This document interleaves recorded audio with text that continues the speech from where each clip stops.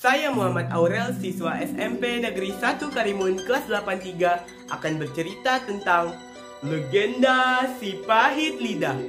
Dahulu kala ada seorang anak bernama Pagar Bumi.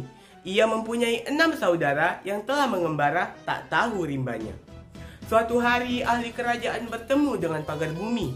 Sekilas pandang, ia meyakini kelak Pagar Bumi akan menjadi tokoh sakti. Namun kesaktiannya itu akan membahayakan kerajaan. Pagar Bumi diperintahkan meninggalkan kampung halamannya menuju Pulau Sumatera. Suatu hari Pagar Bumi menemui seorang ratu sakti yang memiliki ilmu gaib untuk belajar. Dalam penantian ia bergumam, kenapa lama sekali? Mataku mulai terasa berat. Pagar Bumi pun terlelap. Hei, bangun anak muda. Nah, begitulah sang ratu mencoba membangunkan Pagar Bumi, namun gagal. Tak hilang akal, sang ratu kembali membawa segelas air putih di tangannya. Lega, dia sudah kuminumkan dengan air ramuan berisi mantra, ujar ratu. Sesaat kemudian Pagar Bumi terjaga dari tidurnya dan berkata, maafkan hamba ratu, tadi hamba sangat kelelahan hingga tertidur.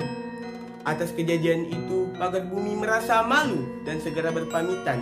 Ia telah lupa pada niatnya untuk berguru pada ratu. Ketahuilah hulu balang, walau ia belum sempat belajar ilmu, dalam tempo 40 hari dari sekarang, ia akan memperoleh kesaktian melalui lidahnya. Suatu hari karena kelelahan, Pagar Bumi menyandarkan tubuhnya pada tunggul kayu besar yang telah mati. Berhari-hari Pagar Bumi berada di tempat itu. Selama itu pula Pagar Bumi tidak diperhatikan para penduduk yang berlalu lalang. Mereka itu sombong semua atau tidak melihatku sama sekali, kata Pagar Bumi dalam hati. Di suatu senja Pagar Bumi melihat seekor kijang melintas di depannya. Pagar Bumi kaget dan spontan mengatakan, batu! Sungguh ajaib, tiba-tiba kijang tersebut berubah jadi batu. Pagar Bumi terkejut setengah mati. Kini ia menyadari bahwa kesaktian telah merasuk ke dalam dirinya. Lidahnya telah bertuah. Semenjak itu sifatnya berubah menjadi sombong dan sok iseng. Gegerlah masyarakat di sekitar daerah itu. Pagar Bumi digelar dengan sebutan si pahit lidah. Kabar itu merebak ke segala penjuru daerah.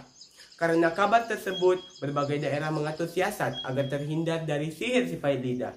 Siasat itu berupa menggantungkan jaring terbakar di pintu utama masuk desa, ada juga yang menggantungkan kerak nasi, dan masih banyak yang lainnya. Hal itu dilakukan dengan maksud jika mereka dan desa mereka dilewati, semuanya selamat. Pengembaraan si pahit lidah melewati kebun milik raja yang dijaga 30 tentara. Karena kehausan, ia berkata, aku ingin minta beberapa jeruk, dahaga sekali rasanya setelah berjalan jauh. Tidak boleh. Tidak bisa, tegas si penjaga. Jeruk pahit begitu saja tidak boleh diminta, kikir amat sih, balas si pahit lidah. Jeruk milik raja yang semulanya manis berubah menjadi pahit. Karena hal tersebut, si pahit lidah dilaporkan dan berhasil ditangkap serta dibawa ke hadapan raja. Namun apa yang terjadi? Justru sang raja merangkulnya, sebab sang raja sendiri adalah kakak si pahit lidah. Keesokan harinya, raja mengutus si pahit lidah untuk menaklukkan kerajaan-kerajaan di sebelah hulu yang selama ini mengganggu kerajaan Tanjung Menang. Tugas itu berhasil ia selesaikan dengan baik. Atas keberhasilannya, si pahit lidah menjadi sombong dan mengincar kedudukan kakaknya si Mata Empat sebagai raja. Keinginan ini ia sampaikan terang-terangan kepada saudara-saudaranya dalam musyawarah. Saudaraku, saat ini kurasa akulah orang yang paling tepat untuk memimpin negeri ini. Aku memiliki kesaktian, maka akulah yang pantas menjadi raja. Terjadilah perdebatan. Pada musyawarah terakhir diambillah keputusan adu kesaktian antara si Mata Empat dan si pahit lidah dalam menghindar jatuhan tandan enau. Konon kisahnya, pohon ini berumur ratusan tahun. Ayo kita mulai. Silakan kakanda berbaring telungkup di bawah pohon, sementara aku akan memanjat pohon nau ini, tutur si pahit lidah. Terimalah tandan-tandan nau ini, kata si pahit lidah bersemangat.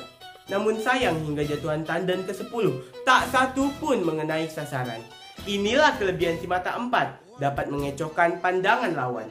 Si pahit lidah menjadi kecewa berat dan putus asa. Terbesit harapan di hatinya, kalau yang terkenal sakti saja tidak dapat menjatuhi punggung lawan secara tepat, apalagi seperti kakaknya yang tidak seberapa sakti.